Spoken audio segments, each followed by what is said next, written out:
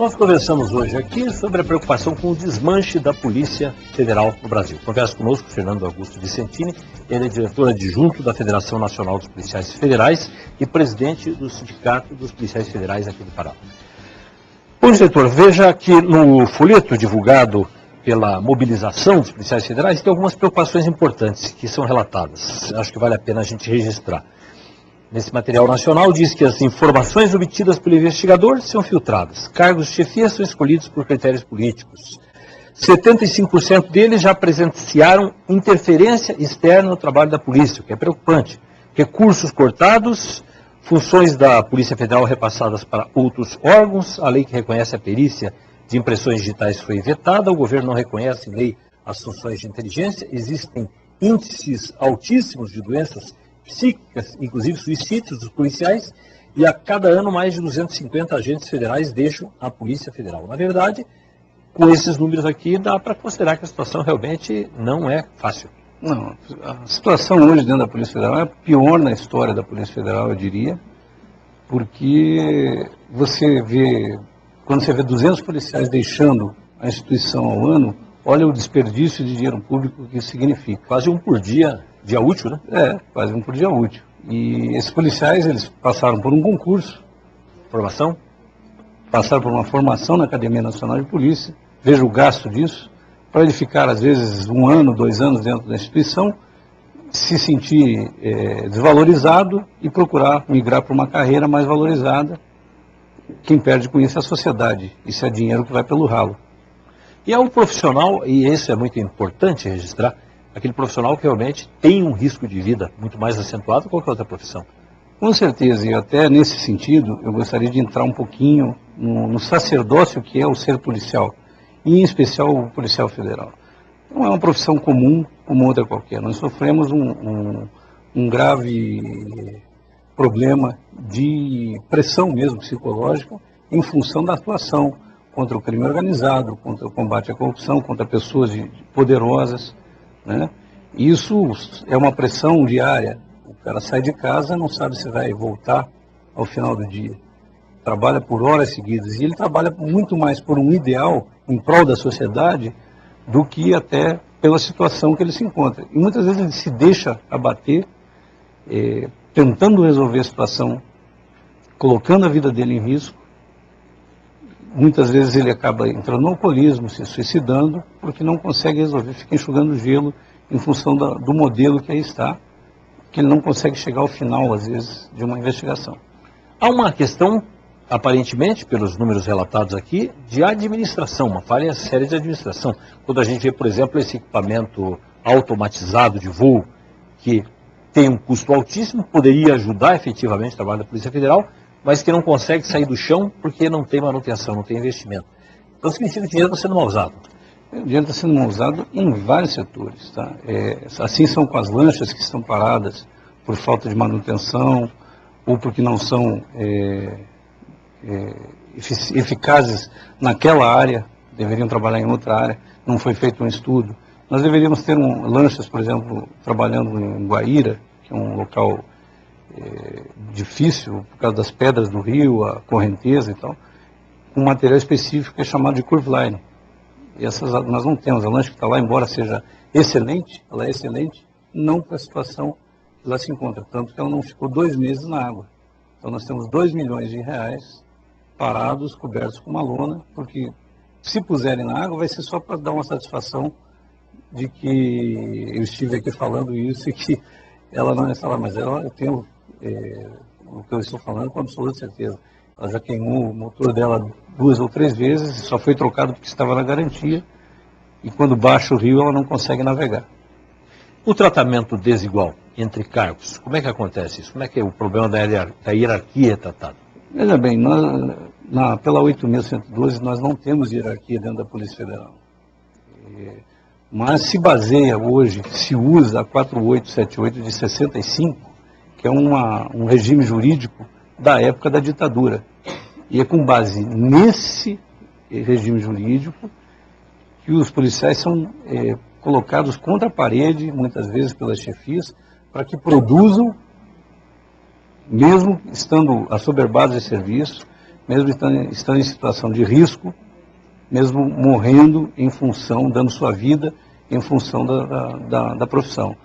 E quem faz essa atuação são os agentes, os escrivães, os papiloscopistas, que estão na linha de frente combatendo o crime e correndo o risco e arriscando mais. É muito mais fácil você ficar sentado atrás da mesa, da escrivaninha, no ar-condicionado, dando ordens e aparecendo na entrevista, falando aquilo que interessa para a sua categoria e mostrando um poder que muitas vezes eles não têm. A prioridade dentro da polícia, o que realmente vai ser combatido numa escassez tão grande de recursos? Isso funciona de que forma? E entra também a intervenção política? Do que vai ser deixado de lado, do que vai ser investigado? A gente tem que mostrar para a sociedade, na verdade, porque isso é um interesse da sociedade civil organizada, que precisa ser mudado, que os governantes, os parlamentares precisam apoiar essa causa, que ela não é uma causa de uma categoria, é uma causa de utilidade pública. Essa causa que eu estou expondo aqui é totalmente de interesse público. O governo deveria já ter prestado atenção nisso, o ministro da Justiça já deveria ter prestado atenção nisso, e tomado uma providência, especialmente num ano eleitoral. Eu vejo que seria interessante, até para o próprio governo, resolver essa situação o quanto antes, porque isso só vai trazer benefício para a sociedade, para quem vai votar. Então, é importante sim que haja política nisso tudo, mas para melhoria, né? Para você ter uma polícia cidadã. E a mobilização da categoria? De que forma pode acontecer? Porque é diferente de outras categorias que têm mais liberdade para se manifestar. No caso da Polícia Federal, ficam submetidos a uma pressão, uma vigilância diferente. Por sermos servidores, né, da segurança pública, considerada aí uma área que não podemos fazer, inclusive querendo tirar o nosso direito de manifestação e de greve, a própria chefia vem ameaçando com normativas internas, etc., dentro do estatuto aí, da 4878, que é de 65, que é da época da ditadura. Então, fica difícil, mas assim, com coragem a gente tem se manifestado, inclusive faremos uma manifestação no dia 31 agora, para mostrar a nossa insatisfação, porque ninguém aguenta ficar aí 7 anos sem reajuste salarial, dependendo de um reconhecimento das suas atribuições de nível superior, que são efetivamente exercidas e que estão reconhecidas em lei desde 96, só que não foram colocadas em prática até hoje por conta dessa separação interna que está hoje dentro do órgão. A forma de manifestação acaba sendo a operação padrão, é o mais comum. A polícia não podendo, a Polícia Federal não podendo se manifestar, mostrar o problema que enfrenta, geralmente recorre às operações padrão, que significa fazer uma operação muito rigorosa para, dessa forma, fazer pressão em cima do governo federal. Veja bem, a ideia da operação padrão é mostrar exatamente a falha que acontece. Quando fizemos uma operação padrão aqui durante a nossa greve, nos primeiros 30 minutos no aeroporto Afonso Pena foi apreendido 6.000 comprimidos de êxtase, passando nas bagagens. E aí você vai me perguntar por que isso não é feito normalmente, por que só numa operação padrão?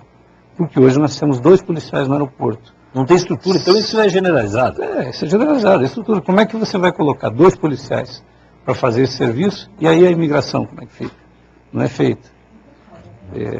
Não tem como controlar um aeroporto internacional com 2 policiais. Isso é brincar de faz de conta.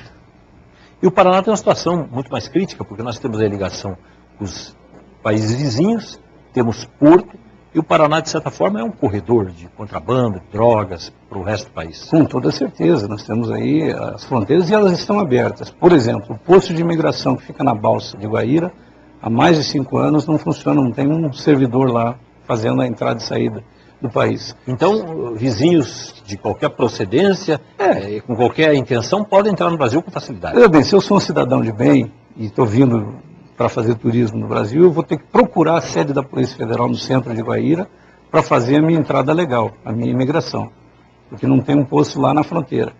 Como que o estrangeiro tem essa obrigação?